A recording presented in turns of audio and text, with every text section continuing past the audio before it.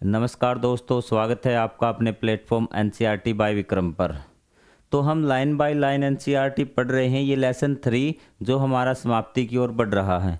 आपको अपनी क्लास के सभी सब्जेक्ट प्लेलिस्ट वाले सेक्शन में मिल जाएंगे और लाइन टू लाइन आपको पूरी एनसीईआरटी, चाहे कोई भी विषय है, वो आप पढ़ सकते हैं। और बाकी जो मेरे साथी अध्यापकगण हैं और जो आपके सिविल सर्विसेज के जो एस्पिरेंट हैं, जो लाइन बाय लाइन एनसीईआरटी पहले कवर करके आप कोचिंग में जाइए, जैसा कि मैं आपको बताता हूं, तो उनको भी सारी चीज़ें समझ में आ रही होंगी। और कोई ऐसी चीज़ है जो आपको समझ में ना आए तो वो आप कमेंट करके पूछ सकते हैं। कमेंट एकमात्र ऐसा चैनल है जो आपके हर कमेंट का जवाब वहाँ पे कमेंट बॉक्स में दिया जाता है। तो चलिए शुरुआत करते हैं हमारे आज के लेक्चर की। मिलेट्स, बाजरा, वैसे तो बाजरा होता है लेकिन हम मोटा अनाज बोल सकते हैं इसको, ठीक है। न्यूट्रिशन रिच सीरियल्स, इसका मतलब है कि पोषक तत्व उसमें बहुत ज़्यादा होते हैं। ये अनाज है कि उस अनाज के बारे में हम पढ़ेंगे जिसमें क्या हो, पोषक तत्व बहुत ज़्यादा मात्रा में होते हैं। सीरियल्स मतलब अनाज। शायद मैं पिछले लेक्चर में इसको दालें बता दिया गया होगा, ठीक है, तो उस चीज़ को आप करेक्ट कर लेना। You may have heard of जवार, बाजरा, रागी एंड सावा भी। तो आपने इन चीज़ों के बारे में पढ़ा होगा, इन फसलों के बारे में, अनाज के बारे में आपने सुना होगा। ये जो फसल है सावा, ये आपने नहीं सुनी होगी। और ऑल इंडिया देख रहा तो कोई ना कोई बच्चा ऐसा होगा जिसने ये फसल खाई होगी और जिनके उगाई भी जाती होगी, तो वो बच्चा ज़रूर एक बार कमेंट करे। These can be easily cultivated in different climate. These are native crops of India. Native crop बोलता है देशज भी, जो भारत में उगाई जाती है, अलग अलग स्थानों पर उगाई जाती है, उसको हम नेटिव क्रॉप्स बोलते हैं। जो लंबे समय से हम उगाते आ रहे हैं वो आपकी नेटिव क्रॉप्स होती हैं। दीज कैन बी इजीली, इनको देशज फसलें बोलते हैं। हिंदी में क्या बोलते हैं? देशज फसलें। These can be easily cultivated in different climate conditions, ये अलग अलग मौसम में इनको उगाया जा सकता है। These highly nutritious grains are called millets, ये क्या बहुत ज़्यादा क्या होते हैं, पोषक तत्व इनमें होते हैं। ये देखिए, हाईली न्यूट्रियस मतलब इसमें बहुत ज़्यादा पोषक तत्व होते वाला अनाज होता है, तो इनको मिलेट्स कहा जाता है, ठीक है। Have you ever had food items made from these millets, क्या आपने इन अनाज से बना कभी कोई चीज़ खाई है, कोई सब्जी खाई हो, इनसे बनी रोटी खाई हो, तो आप बता देना भी।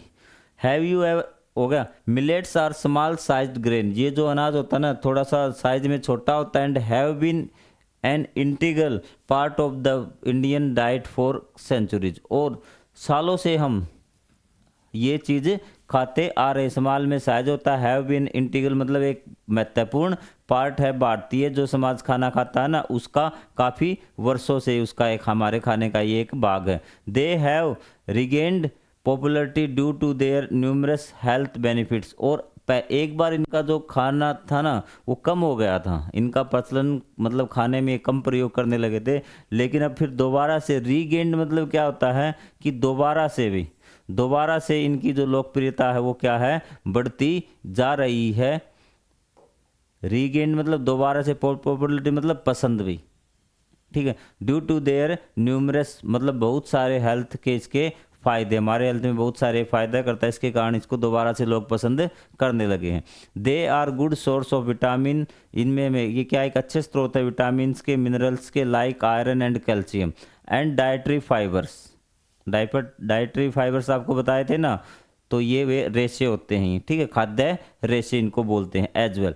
That is the reason they are also called nutri cereals, इनको पोषक अनाज इनको बोला जाता है। इनको क्या बोला जाता है? पोषक अनाज इनको बोला जाता है। They are contribute significantly to a balanced diet required for the normal functioning of our body. इसने कहा कि यदि हम नॉर्मल फंक्शनिंग हमारा शरीर कर रहा ना, हम कोई स्पेशल प्रकार का मेहनत वाला काम नहीं कर रहे, तो अगर हम इन अनाजों को हमारी डाइट में शामिल कर लेंगे तो वो डाइट हमारे लिए एक संतुलित आहार हो जाएगी, बैलेंस डाइट हो जाएगी।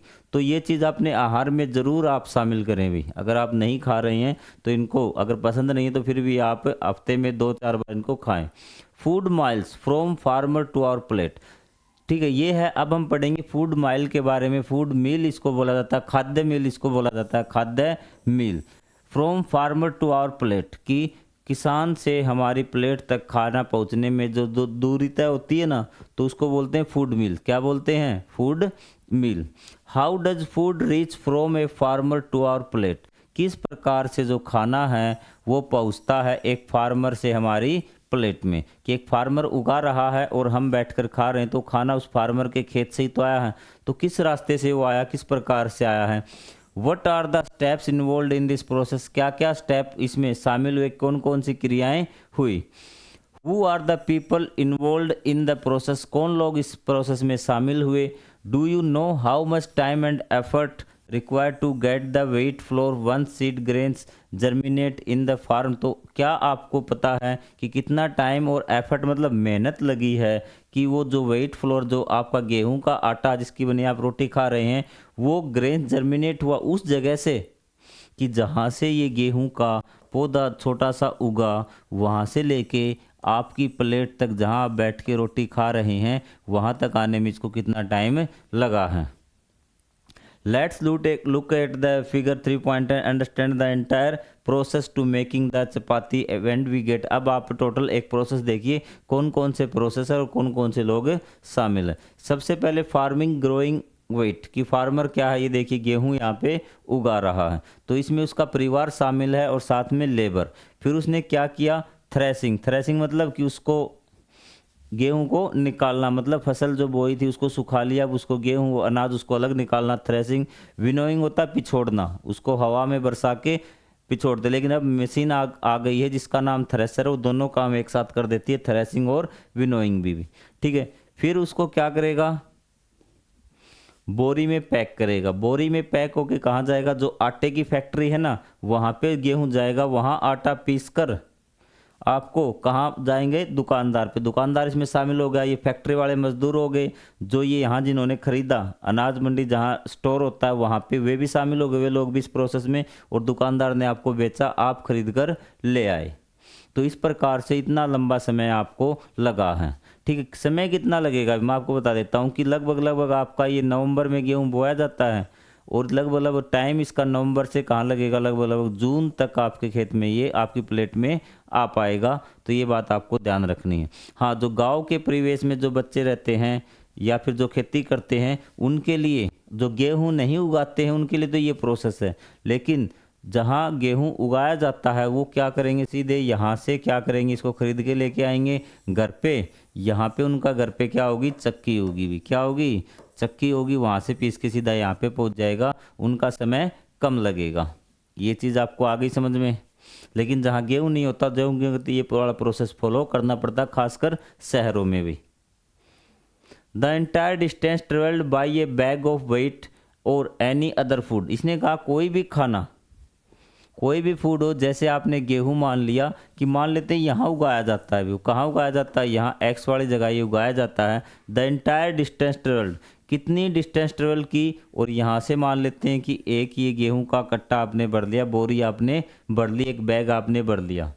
और अदर फूड आइटम, गेहूं नहीं कोई भी फूड आइटम आप यहाँ पे मान लीजिए, फ्रॉम द प्रोड्यूसर, प्रोड्यूसर कौन हो गया आपका, ये तो किसान ही हो गया,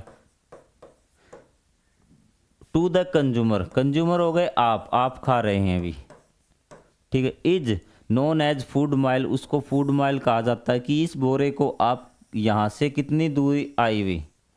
ठीक है, 10 kilometre I, 20 kilometre I, 30 kilometre I, 40 kilometre I, 50 kilometre I, वो आपकी क्या थी, फूड माइल थी। क्या थी, फूड माइल। ये देखिए भी, यहाँ से मान लेते हैं कि ये थ्रेसिंग वाला हो गया, यहाँ से ये आपका कितना है, 6 किलोमीटर हो गया, कितना हो गया, 6 किलोमीटर हो गया। ठीक है, यहाँ से ये आपकी 5 और थी भी। ठीक है, यहाँ से आपकी 2 थी, ये तो आपकी 6 और 5 11 और 2 13, और आप खरीद के लेके आए 2 किलोमीटर, 13 और 2 15 किलोमीटर आपकी फूड माइल हो गई। कंप्लीट आपको दूरी है वो फूड माइल में कन्वर्ट होगी। चीज़ें फूड माइल समझ में आ गई कि जो प्रोड्यूसर से जहाँ आप उपयोग करते हैं वहाँ तक आपको कितनी दूरी तय की है। Producer to total distance from producer to consumer, कि प्रोड्यूसर से कंज्यूमर मतलब प्रयोग करने वाला, उपयोग करने वाला कंज्यूमर होता है, वहाँ से कितनी टोटल डिस्टेंस है वो आपकी फूड माइल्स कहलाएगी। Reducing food miles is the important because it has to cut down the cost. जो आपकी फूड माइल है जितनी छोटी होगी ना उतना ही आपको बेहतर होगा। अब देखिए कैसे भी, और उस आगे वाले बता देता हूँ, फिर आपको साथ में तीनों चीज़ें समझा देता हूँ। Because it helps. ये फूड माइल यहाँ तक है ना, आप यहाँ बैठे हैं तो यहाँ तक फूड माइल होगी, हमने मान लिया 10 किलोमीटर, क्या है 10 किलोमीटर, ठीक है। तो अगर ये कम होगी ना, to cut down the cost, एक तो कॉस्ट कम हो जाएगी, क्या क्या कम होगी, कॉस्ट, आप ध्यान रखना, याद रखना, कॉस्ट, एक पोल्यूशन भी, एक क्या पोल्यूशन मतलब प्रदूषण कम होगा ट्रांसपोर्ट का। It help support the local farmer, local farmer क्या होंगे, इससे उनको मदद मिलेगी। And also keeps our food fresh भी, फूड फ्रेश भी। ये तीन चीज़ें, फ्रेश मिलेगा और हमें स्वस्थ बढ़िया खाना मिलेगा। अब तीनों चीज़ें समझा देता हूँ। ये एक व्यक्ति है, यहाँ पे वो एक चीज़ को तैयार कर लेता है 5 रुपये में, कितने रुपए में, 5 रुपये में, और उसको 2 रुपये बेनिफिट चाहिए, कितना चाहिए, 2 रुपये बेनिफिट चाहिए। 5 रुपये में इसने तैयार कर ली, उसे 2 रुपये बेनिफिट चाहिए। तो ये कहता है कि चल किराया लूँगा भाई, गाड़ी वाला आता है, कितने किलोमीटर है, 10 किलोमीटर, वो कहेगा मुझे 2 रुपये तो बेनिफिट चाहिए, तुम्हारा किराया कितना, वो कहता है कि 1 किलोमीटर का 1 रुपये किराया लगेगा, तो 10 रुपये किराया हो गया, तो कितने की हो गई ये, 15 की, और 2 रुपये यहाँ पहुँचने के बाद इसे बेनिफिट भी चाहिए, तो आपको कितने में बेचेगा ये, 17 रुपये में बेचेगा। अब हम मान लेते हैं कि एक बच्चा यहाँ पे रहता 5 किलोमीटर की दूरी पे, ठीक है, सेम यहाँ से यहाँ तक आया, ठीक है, तो किराया कितना लगा, 5 ही लगेगा, 1 किलोमीटर का 1 रुपये है, तो 5 किलोमीटर 5 रुपये, 5 में चीज़ बन रही थी, 5 + 5 10 हो गए, और 2 रुपये उसको बेनिफिट कमाना था, 2 रुपये बेनिफिट के, तो कितने बेचेगा, 12 में। तो मतलब जितना ये छोटी होगी आपकी फूड माइल, उतना ही चीज़ आपको सस्ती मिलेगी, कॉस्ट उसकी कम होगी। ये चीज़ समझ में आ गई। दूसरी चीज़ थी पोल्यूशन की, पोल्यूशन कैसे कम होगा। अब ये जो ट्रक जा रहा है ना आपका, तो 10 किलोमीटर चलेगा तो ज़्यादा धुआं होगा, ज़्यादा आपकी जो संसाधन है वो भी, तेल भी खर्च होगा ज़्यादा, सब कुछ ज़्यादा लगेगा, मतलब इन्वायरमेंट पोल्यूशन हो रहा है, पेट्रोल डीजल ज़्यादा खपत हो रही है, तो क्या होगा कि आपका ये पोल्यूशन कम हो जाएगा। अगर ये माइल कम होगी तो भी कम चलेगा, तो कम धुआं होगा तो कम पोल्यूशन। दूसरा आपको फूड फ्रेश, ये मान लेते हैं डिस्टेंस करने में 5 घंटे लगते हैं, ये सिर्फ आप ये मत मान के चलो कि 10 किलोमीटर में 5 घंटे कैसे लगते हैं, ये 200 किलोमीटर भी हो सकती है, 1000 किलोमीटर भी हो सकती है आपकी फूड माइल। तो लेकिन जब ये छोटी होगी तो मान ले 1 घंटे में पहुँच गई, तो यहाँ खाना देर से पहुँचेगा, जितना देर से पहुँचेगा उतना खाना बासी होगा, लेकिन जितनी नज़दीक पहुँचेगा उतना खाना आपको फ्रेश एंड हेल्दी मिलेगा। ये चीज़ होगी। अब एक चीज़ थी support local farmer, local farmer को कैसे सपोर्ट करेंगे, तो यहाँ से लोकल फार्मर क्या कि यहाँ पे ज़्यादा खाएंगे, जितना सस्ता होगा ना, लोकल फार्मर है उसको तो अपना सामान उसी रेट पे बेचना है, वो चाहे आगे वाला किसी रेट पे रोटी बना के ब्रेड बना के किसी प्रकार से बेचे, तो उससे क्या होगा, ये उद्योग यहाँ पे ज़्यादा होंगे ना, कंज्यूमर यहाँ पे ज़्यादा होंगे, तो इसका सामान अनाज है वो एक अच्छे रेट पे बिक पाएगा भी इस कारण से। तो फूड माइल की आपको सारी बातें समझ में आ गई। People waste food, how would, चलो ये कहता है कि how would eating local food help reduce food miles. इसने कहा कि अगर आप लोकल खाएंगे, स्थानीय भोजन खाएंगे, तो फूड माइल को कैसे आप कम कर सकते हैं। तो इसने कहा कि ये देखिए यहाँ खाना है, यहाँ फसल उगा रहे हैं, यहाँ आपकी क्या फसल उग रही, अगर हम यहीं से खरीद के खाएंगे, यही फसल खाएंगे ना, तो फूड माइल तो कम हो गई, यहाँ उग रही यहाँ से खरीद के ले आते हैं, यहाँ खा लेते हैं। लेकिन अगर आप कोई बी फसल है वो इससे इतनी दूर यहाँ पे उगाई जाए, अगर ये फसल हम खाएंगे ना, तो फूड माइल तो लंबी हो गई, लंबी दूरी से आ रही है आपके पास। तो इसने कहा अगर हम लोकल फसल खाएंगे जो वही उगाई जाती है, तो फूड माइल ऑटोमेटिक छोटी हो जाएगी। अब आपका थोड़ा सा और चीज़ दे रखी इसमें, एक पैराग्राफ और है कि many people waste food leaving it unconsumed on their plate, कि कुछ लोग क्या है अपनी प्लेट में खाना छोड़ देते, जूठा खाना छोड़ देते। आपको सिंपल लैंग्वेज में आपको बताता हूँ, अनकंज्यूम्ड मतलब जो वो नहीं खाते वो छोड़ देते हैं।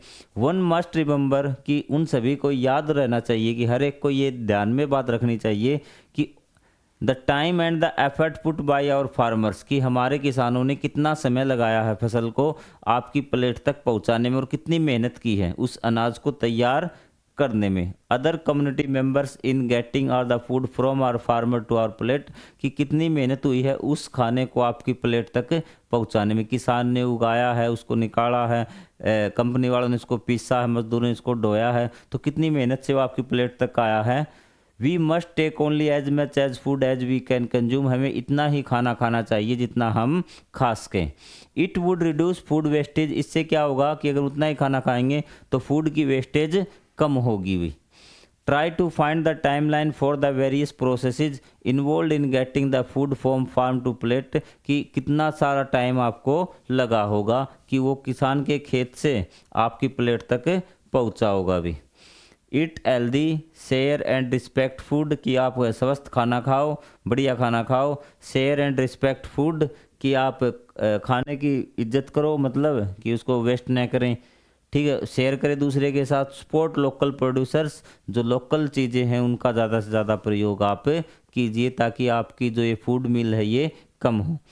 तो इसने एक चीज़ दे रखी थी कि आपको क्या करना था कि टाइम का पता लगाना था, कितना टाइम आपका लगता है आपकी प्लेट तक पहुंचने में। तो आपको बता देता सिंपल कि 6 महीने तो फसल तैयार होने में लग जाते हैं, और 2 महीने बाकी उनको बेचना, पैकिंग करना, सब कुछ। तो लगभग 8-10 महीने का ये टाइम अप्रोक्सीमेट होता है कि वो खाना आप तक पहुंच जाता है आपकी प्लेट में, और आप उसे जूठा छोड़ देते हैं। ये बहुत बुरा है, तो इसको न करें, भोजन को बचाएं, रिस्पेक्ट करें, सम्मान करें। तो मिलेंगे हम अध्याय नंबर 4 में। तो अगर आपको समझ में आया तो चैनल को सब्सक्राइब जरूर कर लें। Thank you very much. जय हिंद, जय भारत। मिलेंगे अगले अध्याय में।